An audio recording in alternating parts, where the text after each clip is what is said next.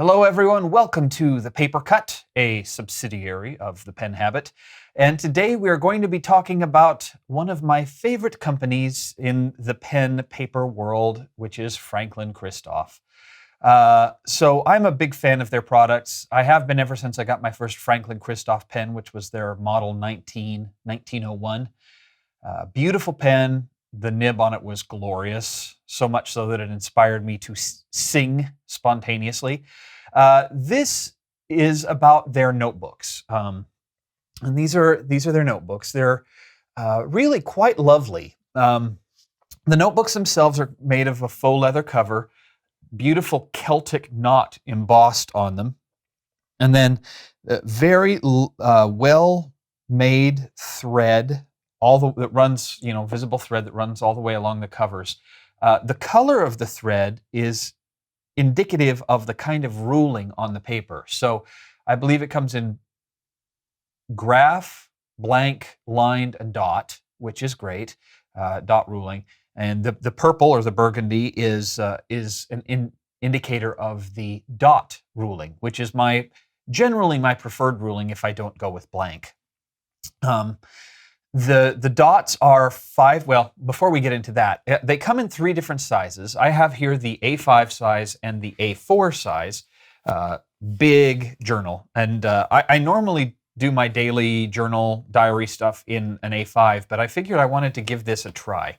So that's going to be a little exciting for me. I want to try a different format. I think my own personal take on it is this is going to be what I do to keep track of the small things I do during my day. When to work, fought with coworker I can't stand, etc., etc.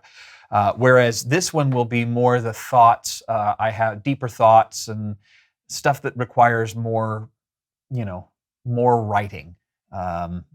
So I'm thinking I'm going to split my journal taking up into 2 different groups, but we will see how that plays out over time. So let's go dive into the journal itself. Now the cover it's stiff but still bendable. It's actually a really nice feel to the cover. I like this faux leather. The back has the Franklin-Christoph logo with the 4 diamonds, the Gothic F with the 4 diamonds. But I'm going to move the A4 out of the way for now. One of the things I really like about this, it lays flat.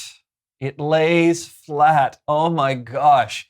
So I did a review a while back of a Tomoe River journal from Paper for Fountain Pens. I'm just finishing that up right now, and I love it. But the only problem I have is I'm getting toward the end of the book now, and I have to, when I write, I'll switch the overhead here. I have to hold it down like this so I can write because it curls up. Drives me crazy. So this journal lays flat. It lays completely flat, which I love. Open up the front cover here, and got a little bit of glue seeping out right there. I need to clean that up.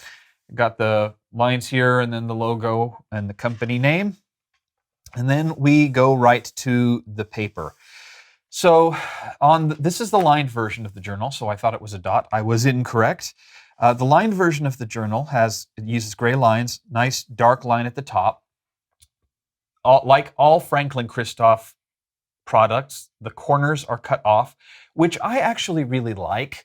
I like that they've cut the corners off because that allows you to not have to worry about the corners getting banged up or rounded or that sort of thing. So that nice cropped corner is nice. Comes with a ribbon, and it's a lovely, lovely journal. Well made, except for this little glue seepage issue I have both on the front and the back of the journal. But once I get past the first page, it's not really an issue. And that may have just been missed in QC, sort of thing.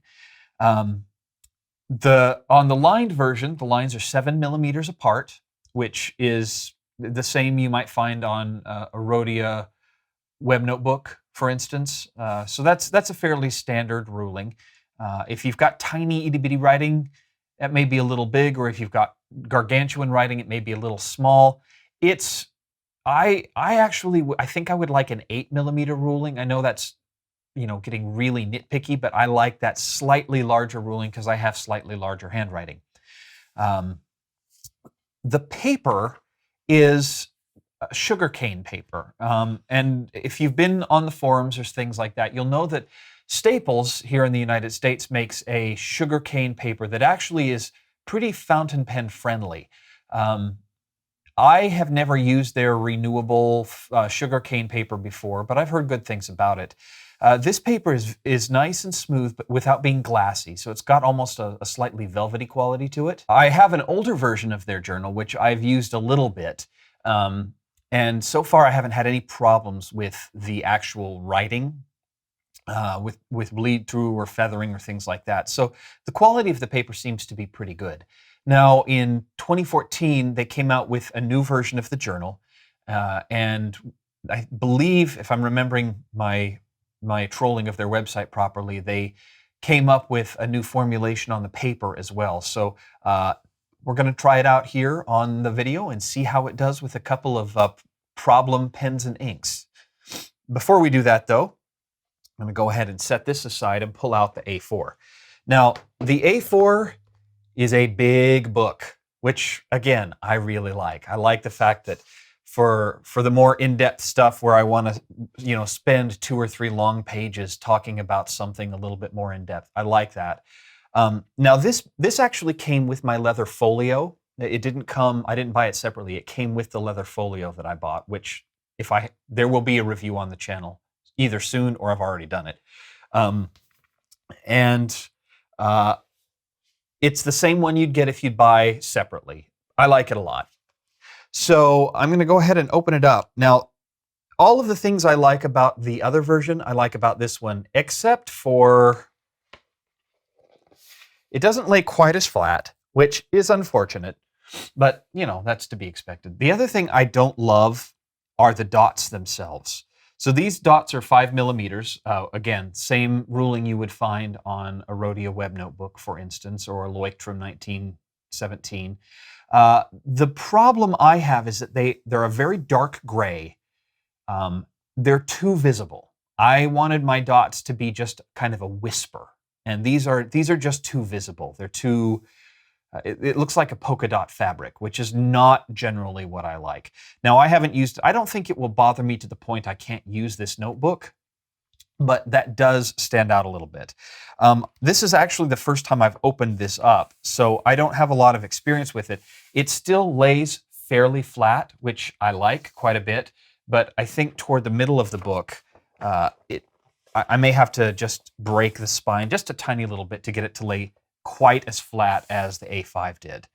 But overall, if the paper is as good as the paper was on my older version, the older A5 version of the journal, I suspect I'm going to be pretty thrilled with it. So I'm going to get this out of the way, and now let's go ahead and do a little bit of writing. Okay.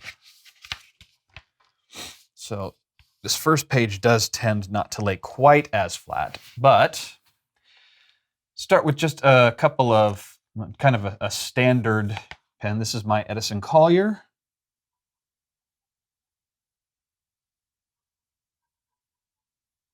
And the ink is Private Reserve. Chocolat. So then I will grab my, let's do this one. This is a Jinhao X450 if you're familiar with inks, this is probably an ink you would recognize on site. This is the infamous Noodler's Bay State Blue. Okay. Then we will go to the Stipula Model T. Now, the Collier was a medium nib, as was the Jinhao X450. The reason I use Bay State Blue is Bay State Blue is known for its feathering. It tends to feather and bleed through a lot, so I want to see how it behaves on this paper. The Stipula Model T has their, what they call a T-flex nib. It's a titanium nib, fairly flexible. There is a review here on the channel. A quick recap. The nib the pen came with was a mess. So I put it away after that review. I didn't use it until a couple of weeks ago. It's been about 6 months since I got the pen. And I pulled it out and I spent about an hour just working the hell on this pen.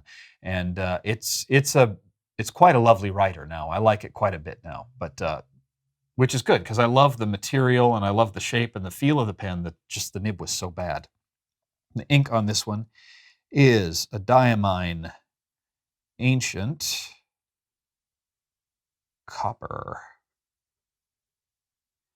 All right, and then last but certainly not least, the true test of any paper's performance, the Flex pen. This is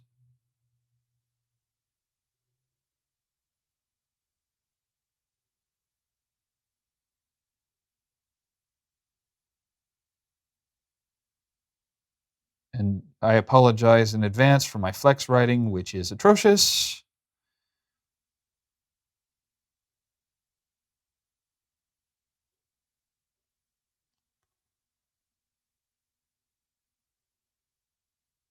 This is one of those things I need to spend some time working on. Ideal.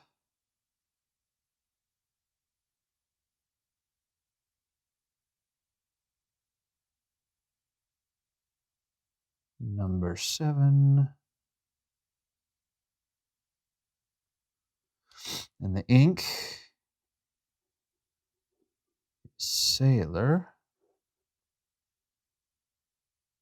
Gentle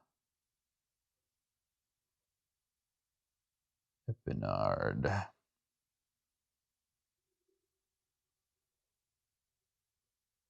Okay. Ooh, that's ugly Flex writing. So in terms of the feel of the pen on paper, it is moderately smooth. I would say it falls somewhere in between. It's not quite as smooth as your standard Rhodia, or not quite as glassy smooth as your standard Rhodia, not quite as velvety as a Tomoe River.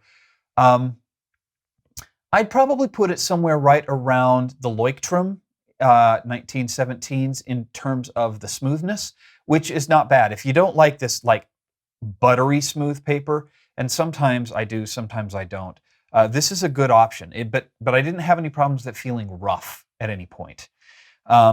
In terms of bleed or feathering, let me zoom in just a little bit here. So I don't see much feathering on the Edison here. I do see a little bit of feathering on the Bay State Blue. That's fairly standard. Not a lot of feathering here on the Stipula, and a little bit here on the wetter parts of the Sailor. So the behavior is not quite as good as you would get on Rhodia, let's say, but it is there. Now, the real test, so you can see here on the Private Reserve Chocolat, there's really this little tiny, little itty bitty bit of bleed there, little itty bit of bleed on the T-Flex nib, the ancient copper, a little bit more on the Noodler's Bay State, but Noodler's Bay State will bleed through just about anything. And then obviously the Flex stuff is very wet. So that was to be expected. Plus I had to put a fair bit of pressure down so you can actually feel the writing through the paper here. So in terms of performance, it's good. It's not great, but it is really solid. And I'm looking forward to, because I don't journal with a Flex pen. I don't. I don't even journal with my T-Flex pen. So my Private Reserve Chocolat, that would be on just a standard medium or fine nib. When I do my journaling, that's what I do my journaling with. I save those other nibs and those other inks for letters and things like that. So I suspect for me that this will work out just fine. I don't have too many concerns about that. So anyway, that is my review of the Franklin-Christoph notebooks. This is their A5 size. The A4 size is down here on the floor for comparison's sake. A4 and A5. Graph, blank, dot, and ruled. The graph and the dot are 5mm rulings. The ruled is 7mm, and the blank obviously is blank. It's amazing how that works, isn't it? And they're affordable. They're certainly more affordable than a Rhodia Web Notebook or a Tomoe River Journal, a Seven Seas Rider from Nanami Paper, that sort of thing. I believe the large, the A4 size, is only $19, which it's actually pretty good for an A4 journal, of which there are not many. So if you're looking for an A4 journal, this is probably one of your best bets. I believe Leuchtturm has a master notebook, which is also A4 size, but other than that, I'm not aware of any decent A4 size journals.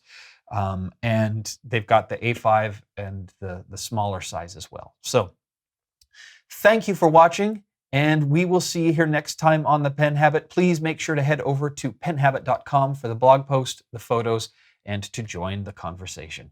We'll see you here next time. Bye.